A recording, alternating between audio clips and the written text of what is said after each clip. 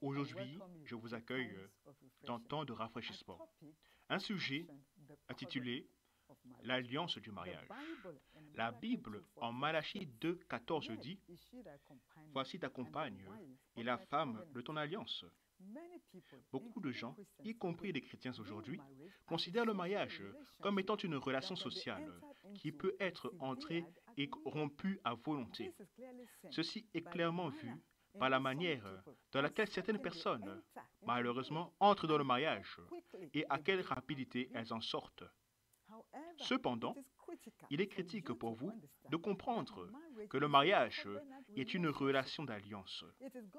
C'est le dessein de Dieu, comme vu en Genèse 2, 18, quand il a amené à la femme Ève à l'homme Adam, disant: « Ce n'est pas bon pour l'homme de demeurer seul. » Ce n'était pas créé comme étant simplement une relation romantique, mais une manière de modeler l'alliance de Dieu dans sa nature de préservation. Réellement, c'est tout au long des Écritures, clairement, que Dieu est très passionné concernant la sainteté du mariage et la stabilité du foyer. Et vous également devriez l'être.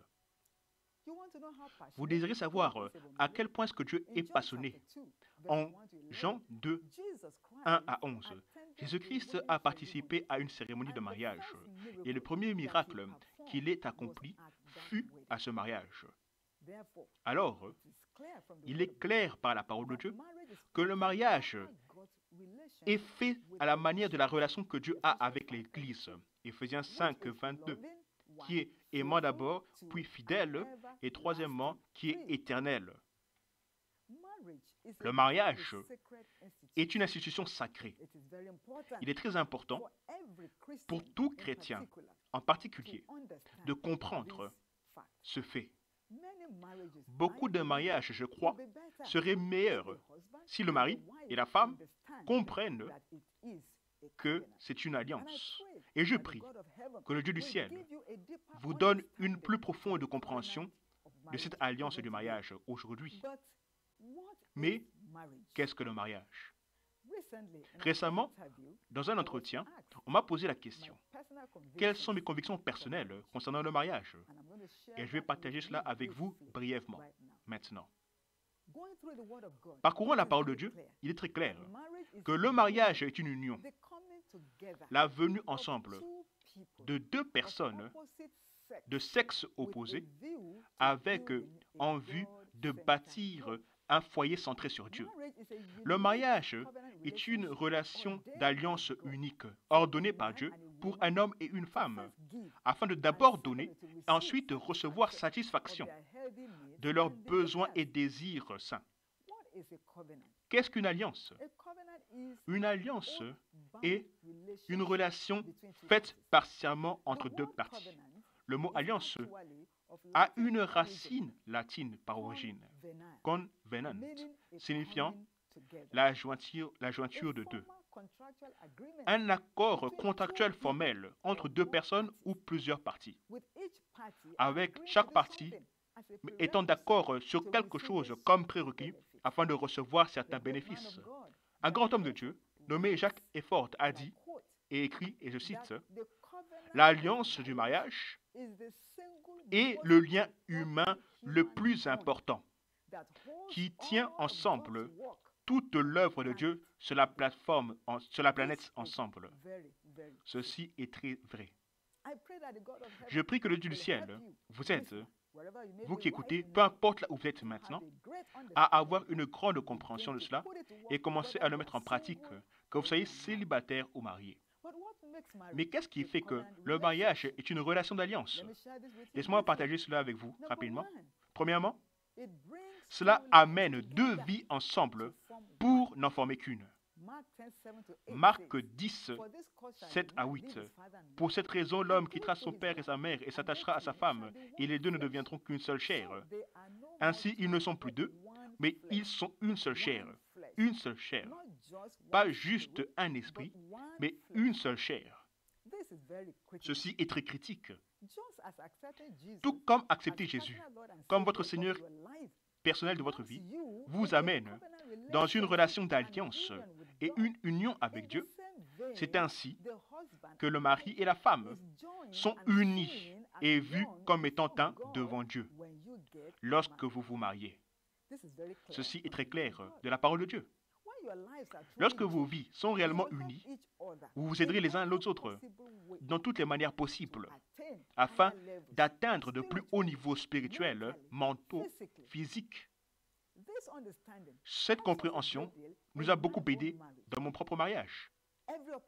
À chaque opportunité, je cherche des manières pour rendre la vie de mon mari meilleure. Parce que quand je fais cela, je ne rends pas faveur. Je ne fais que garder la partie de l'alliance que Dieu a placée entre mes mains dans mon mariage. Donc, mari, femme, ne faites pas à votre époux ce que vous ne voudriez pas et ce que vous ne pourriez pas tolérer. Les deux deviendront une seule chair.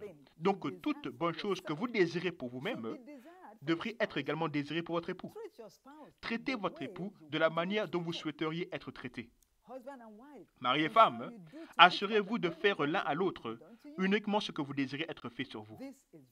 Ceci est très important. Qu'est-ce qui fait du mariage une alliance? Deuxième point, c'est écrit et lié par un serment.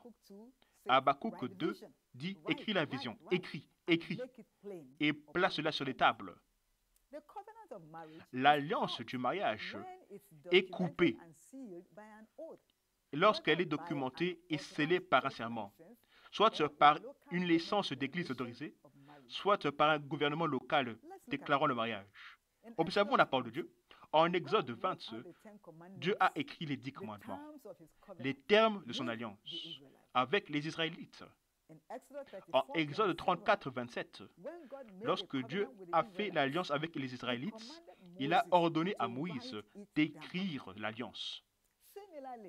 Similairement, le certificat de mariage sert comme un document formel qui lie les deux d'entre vous, hommes et femmes, dans le mariage. Donc, au cas où vous êtes défiés dans votre mariage, il est sage pour vous d'aller prendre votre certificat de mariage et de l'utiliser comme point de contact. Et le Dieu du ciel interviendra surnaturellement.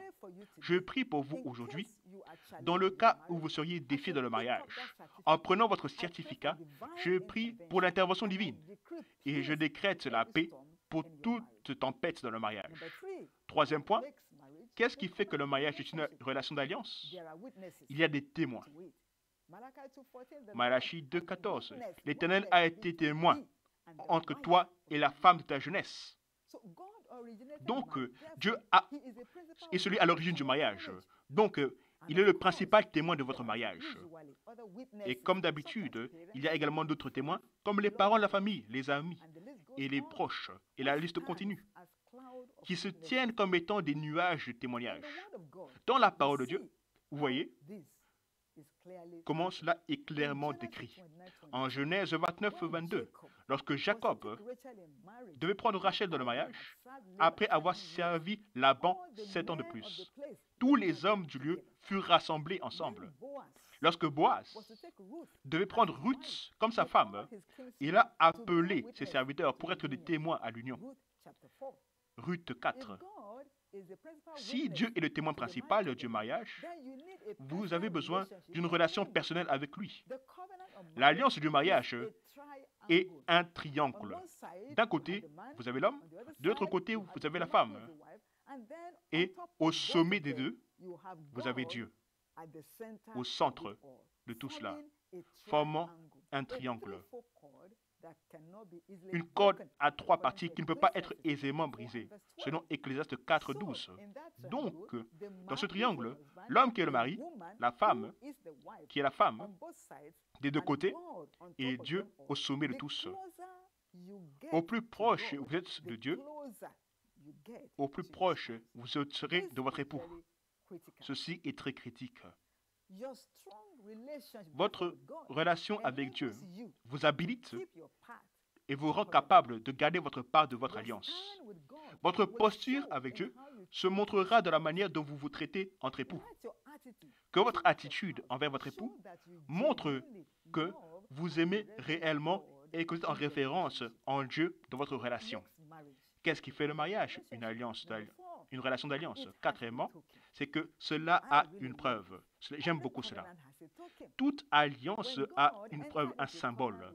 Lorsque Dieu est entré en alliance avec Noé, il lui a donné un symbole, donc qui était l'arc-en-ciel. Aujourd'hui, l'arc-en-ciel est toujours dans le ciel. Beaucoup en voyant l'arc-en-ciel aujourd'hui, mais beaucoup de personnes ne comprennent pas quelle est son origine. Cela vient de cette alliance. Jésus, comme un autre exemple, a reçu le symbole de l'alliance avec les hommes. Jean 3, 16. Donc, la circoncision également de tous les enfants mâles furent un symbole de l'alliance que Dieu avait avec Abraham. Beaucoup de gens aujourd'hui circoncisent leurs enfants sans comprendre la marque, la genèse de cela.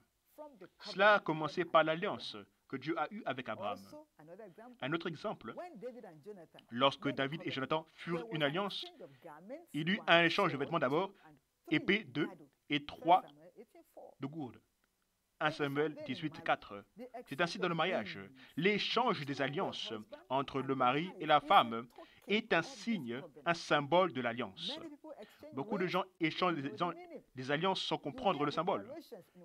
Vous entendez des déclarations dans le mariage qui valident également ce fait. Les déclarations telles que « Je te donne cette bague comme symbole de mon amour ». C'est pour montrer que le mariage est une relation d'alliance. Cinquièmement, qu'est-ce qui fait que le mariage est une relation d'alliance? Il y a un changement de nom. Ceci est très intéressant. Le nom d'Abraham, dans les Écritures, a été changé d'Abraham après que Dieu ait eu une alliance avec lui. Genèse 17, 5. Le nom de Jacob a changé en Israël, en Genèse 32, 28. Dans le premier mariage, Genèse 5, 2, dit clairement que Dieu a appelé leur nom, un seul, Adam, au jour où ils ont été créés.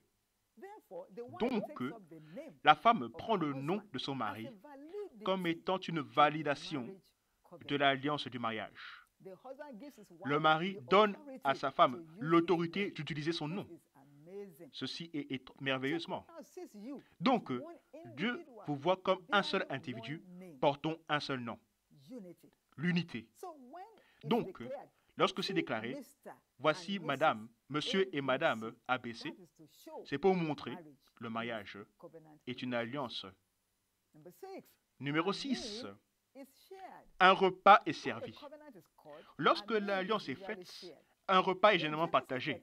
En Genèse 31, 51 à 54, après que l'alliance entre Laban et Jacob fut faite, un repas fut partagé. En Exode 24, 11, l'alliance fut faite entre Dieu et les anciens d'Israël, et un repas fut partagé. Ce qui se tient dans le dernier souper de la communion, c'est simplement la découverte de la nouvelle alliance. 1 Corinthiens 11. Et ça, c'est très clair dans la parole de Dieu. Ceci valide pourquoi est-ce que la communion est prise dans les mariages et qu'il y a un échange de repas entre le marié et l'épouse, comme étant le premier repas ensemble. C'est très symbolique.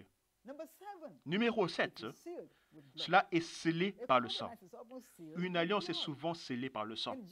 En Genèse 17, 11, la circoncision des premiers-nés de toute la lignée d'Abraham a été un sceau de l'alliance de Dieu avec Abraham.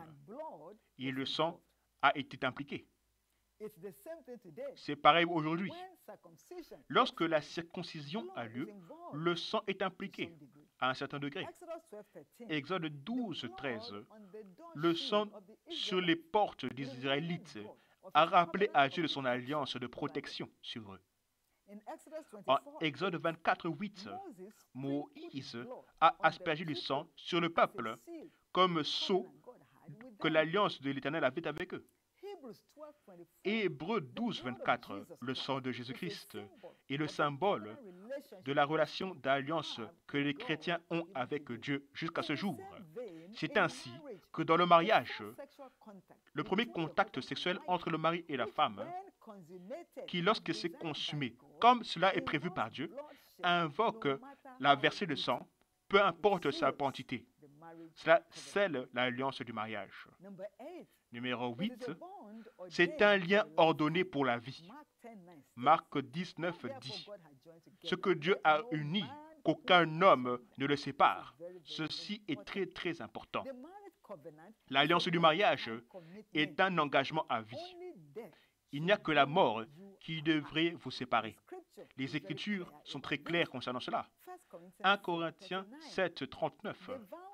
Les vœux faits durant les mariages valident également ce fait.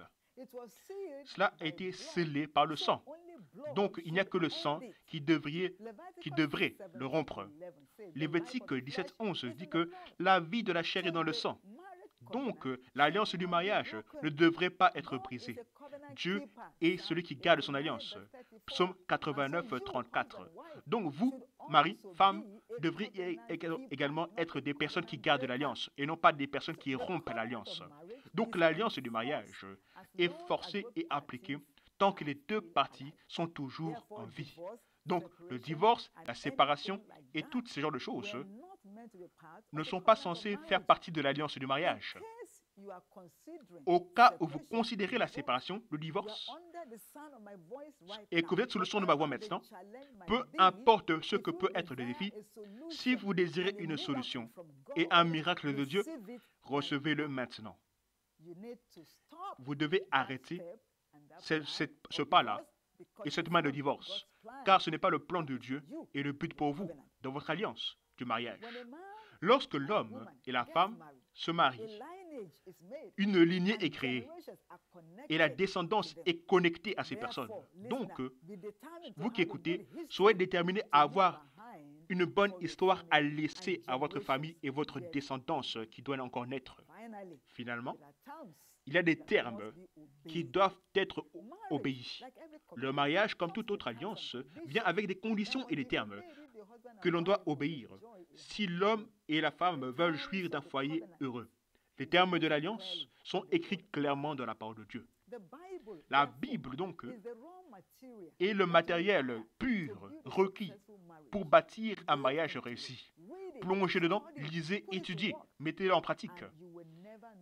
Et vous ne connaîtrez jamais la honte dans le mariage. Dans notre propre mariage, la parole de Dieu a le dernier mot.